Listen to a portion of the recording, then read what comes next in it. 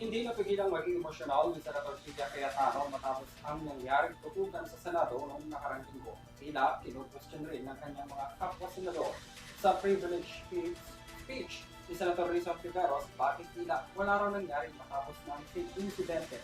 Bagay na hindi nagustuhan ni Cayetano. Narito ang report ni Criza Lopez. One more thing, wala ho akong sinisisi. Pero nung pagkatapos ng lahat, pagtingin ko ng group natin, yung dating majority group, walang ni isa sa inyong nangamusta sa amin. Some of you I've known for 20 years, 10 years, and I didn't even hear any of you say, "Kamusta na kayo dyan?" Napakasakit na sa akin. Naging emosyonal si Senator Pia Cayetano nang alalahanin niya ang nangyaring putukan sa loob ng Senado sa pagitan ng Senate Sergeant at Arms at ng National Bureau of Investigation o NBI. Nag-ugat ito nang sabihin ni Senator Risa Ontiveros sa kanyang privilege speech na tila walang nangyaring putukan sa loob ng institusyon sa mga kinikilos ng mga ito. Ayon kay Hontiveros, sa unang beses na nangyari ang putukan sa Senado, sa personal umano niyang obserbasyon, tila ipinapakita ng mga senador na tila walang nangyari. Sa loob-loob ko, hindi ako mapanatag na simula nung Lunes, ang ipinapakita natin ay para bang walang nangyari. Na para bang hindi nabastos ang ating institusyon, ang ating mga empleyado, at ang mga Pilipino. Hindi maliit na bagay ang nangyari dito.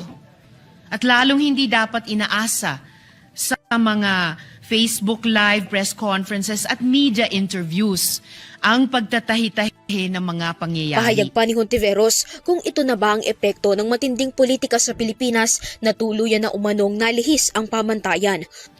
Ganito na ba talaga kababa ang inabot ng ating politika sa Pilipinas? Ito na ba tayo, Mr. President?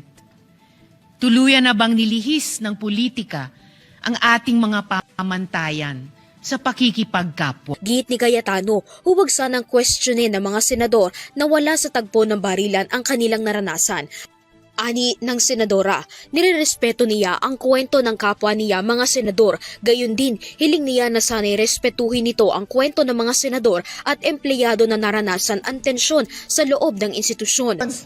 Pero kung wala ho kayo dito, huwag niyong questionin yung mga nangyari sa mga nandito. Dahil nandito kami, kasama ng staff namin, Senate staff. You have your own story, I respect that. But please respect my own story. Samantala, iginiit ni Senate President Alan Peter Cayetano na mayroon pang mas mahalagang problema sa bansa na dapat pagtuunan ng pansin at mga batas na dapat pag-usapan. Klinaro naman ni Hontiveros ang kanyang tinuran. I'm talking about ngayon, after those terrible events that caused fear and a lot of other negative emotions and experiences sa ating mga colleagues, sa ating mga Senate staff, sa security unit dito at sa Senate media. Yun po yung punto ko. Sa Lunes, bibigyan ng pagkakataon ng ilang mga senador na sumagot sa naging privilege speech ni Senator Risa Hontiveros. Para sa Euro TV News, Criza Lopez, sumasaludo sa bawat Pilipino.